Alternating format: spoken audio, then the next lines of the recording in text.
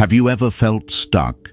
Not because you're not good enough, but because you can't stop beating yourself up every time you make a mistake. You keep replaying that moment, that wrong word, that wrong choice, that single second when you lost something important. And the same voice keeps whispering.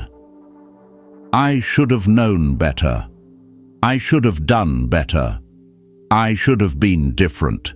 I used to think that self-punishment was discipline. I thought the harder I was on myself, the stronger I'd become. But then, I learned a brutal truth. Self-punishment is not discipline. It's the enemy of discipline. Marcus Aurelius once wrote in Meditations, "Waste no more time arguing about what a good man should be. Be one." That line became the birth of what I call the 1% mindset. Because success doesn't belong to the perfect. It belongs to those who can rise faster than their fear. Part 1. What makes the 1% different? Failure doesn't destroy you. It's the storm of negative thoughts after failure that does. I once met two people who fell the same way. One took 6 months to find their confidence again. The other only needed 6 minutes. The difference wasn't IQ or talent or luck. It was the speed of mental recovery.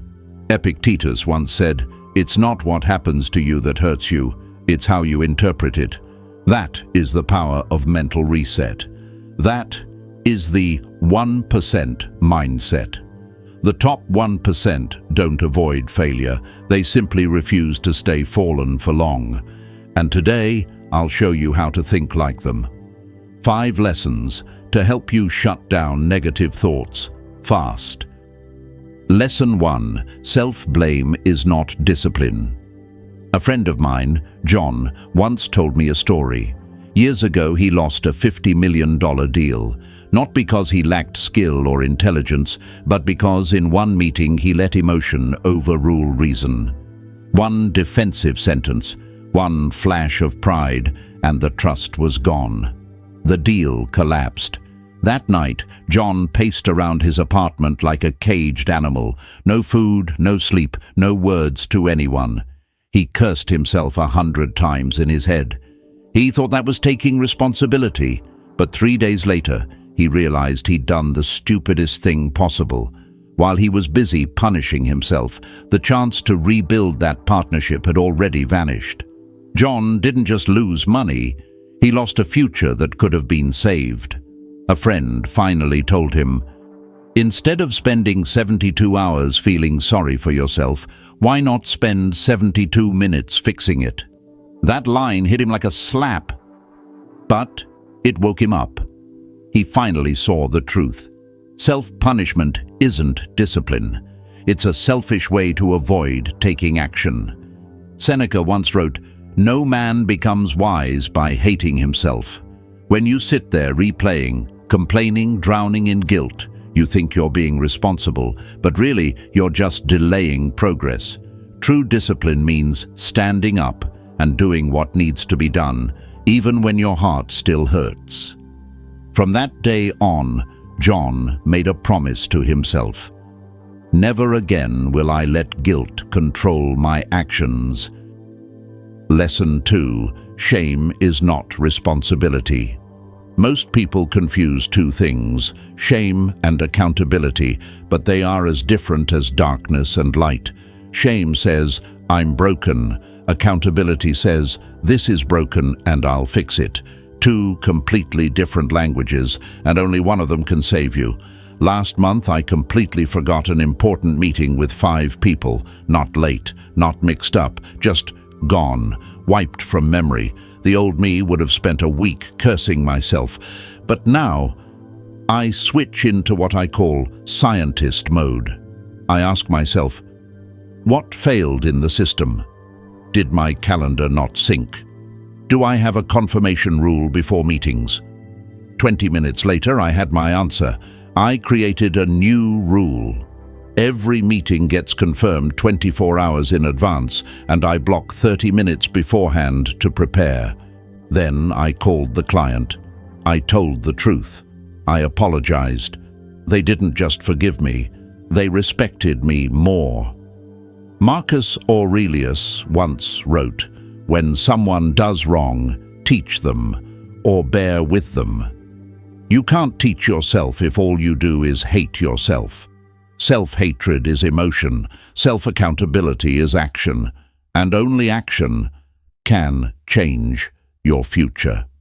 Lesson 3, the 4A method, the Stoic system for emotional recovery. When everything falls apart, don't wait for emotions to save you. You need a system, a structure that brings order to chaos.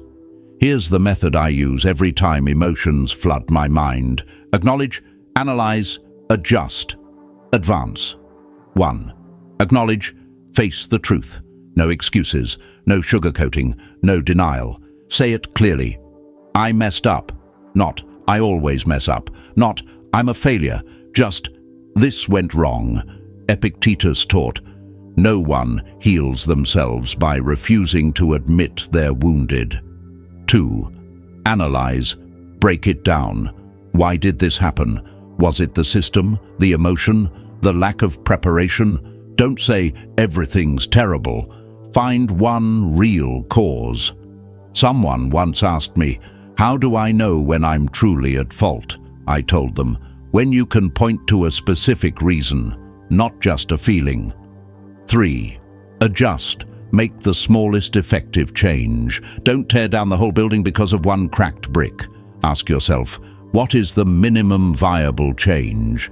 You don't need to rebuild your whole life. Sometimes all it takes is a shift. How you speak, how you react, how you plan your time. Marcus Aurelius once said, if something causes you pain, examine whether it can be transformed. Don't turn mistakes into tragedies. Turn them into new instructions for how to live. 4. Advance. Move forward. The past doesn't define your future. Your next action does. Stand up. Look forward. Don't look back to cry. Look back to understand. Seneca wrote, no one can begin again while standing at the same shore. The 4A method is the compass of a Stoic mind. It keeps you calm in the storm, anchored in reason, focused on what can be fixed. No complaining, no drowning in emotion. Just observe, adjust, and move on. Lesson 4, the 24-hour rule, the law of recovery. One of my first mentors once lost $5 million in 2 days. I called him, expecting him to be broken, defeated, crushed. But he simply said, I'll give myself 24 hours to feel bad. Then I'll get back to work. A month later, he made $50 million. That single line became one of my life's laws. Every hour you spend living in the past is an hour you steal from your future. We're taught to believe that the longer we suffer, the more we learn. Wrong. Prolonged pain doesn't teach you anything. It only forces you to replay the same mistake in your mind. Seneca once wrote, pain doesn't disappear through endurance, but through understanding. So, when you fail, set a timer in your mind. 24 hours to feel it, to cry, to rage, to mourn. Then stop, take a breath, write down 3 lessons, and take one action to move forward. Over time, I realized I didn't even need 24 hours anymore. Sometimes 60 minutes was enough to turn fear into a plan. Marcus Aurelius once wrote in his journal, right in the middle of war, in the morning, remind yourself, today, people will be selfish, deceitful, arrogant, envious, but I will still act according to my nature. That is the spirit of the 24-hour rule. It's not about avoiding emotion. It's about limiting how long emotion gets to control you. Lesson 5. Emotional forecasting. Never decide when your mind is drunk. Emotions are like the weather. The sky can pour with rain, but the sun is still there, only hidden for a while. Marcus Aurelius once warned, "An angry mind is a disturbed mind." When you're angry, afraid, anxious, you're emotionally drunk, and no one makes wise choices while drunk. I remember John. After one brutal week, he was ready to fire half his team. In his eyes, everything was broken. Everyone was to blame. But then he remembered what his mentor once told him. Never make a big decision when you're exhausted. So he stopped. He turned off his phone, went outside, walked in silence. The next day, he came back different. He realized it wasn't his team that was weak, it was him, burned out and overworked. The problem wasn't the people, it was the system. And all it took was 3 small adjustments. Not a revolution, not an explosion, just 3 tweaks, enough to save the company. Remember this, urgency is an illusion created by emotion. If a decision is truly right, it will still be right in 48 hours. But if you make it while your mind is hot, you'll regret it forever. The Stoics called this delayed by wisdom. You're not avoiding action, you're simply waiting for your mind to cool, so your action can be precise. Part 2. The Stoic Recovery System. The 1% Mindset. Look back at every lesson we've covered. They all circle around one simple principle: recover faster than fear. Most people take weeks to forget a mistake. The 1% take minutes to understand it.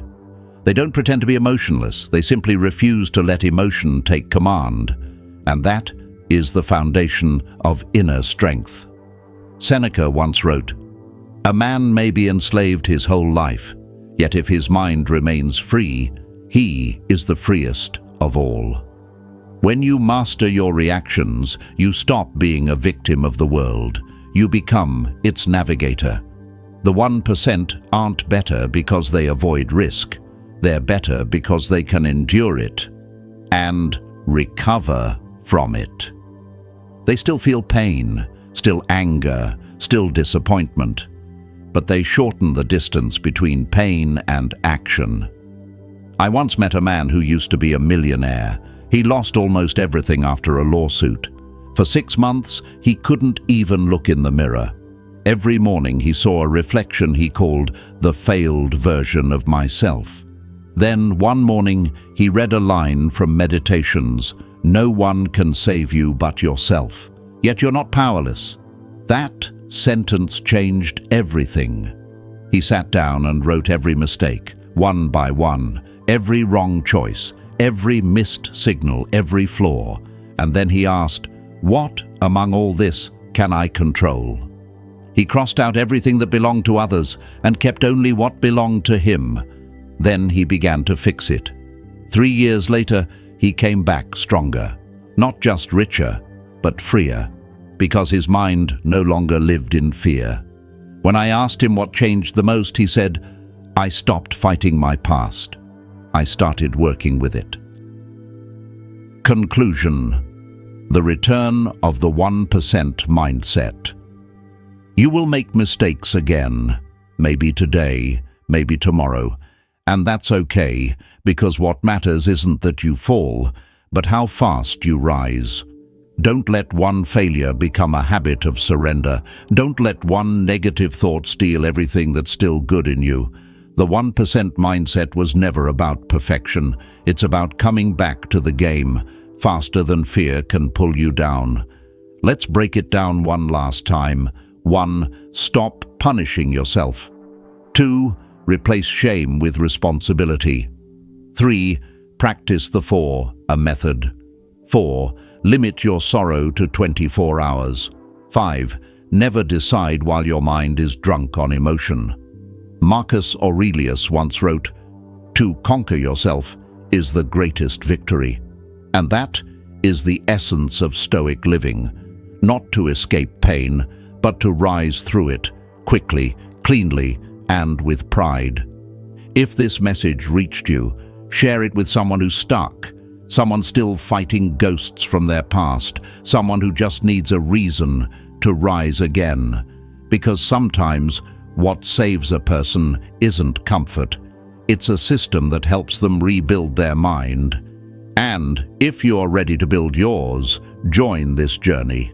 Subscribe, stay, grow with us, and leave one line in the comments, just 3 words that mark your commitment. I will rise.